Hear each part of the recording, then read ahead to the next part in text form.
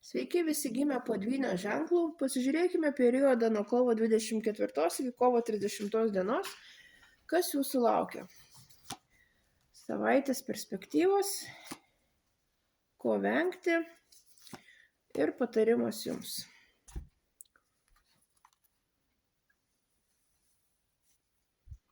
Ši savaitė jums bus labai produktyvi, ypač materialinė prasme.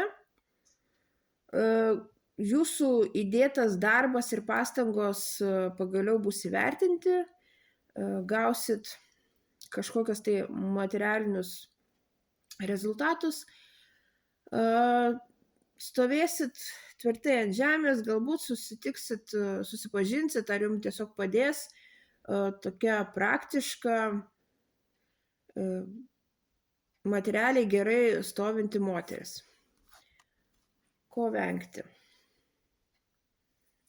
Venkite pernelyg didelės kritikos tiek savo, tiek aplinkiniams.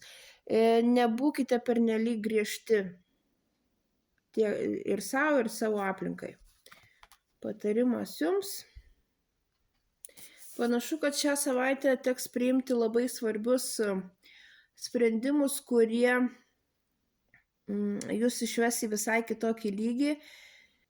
Tiesiog būsit priversti, ar tiesiog likimas jums taip viską sudėlios, kad pereisit į gerokai geresnės kokybės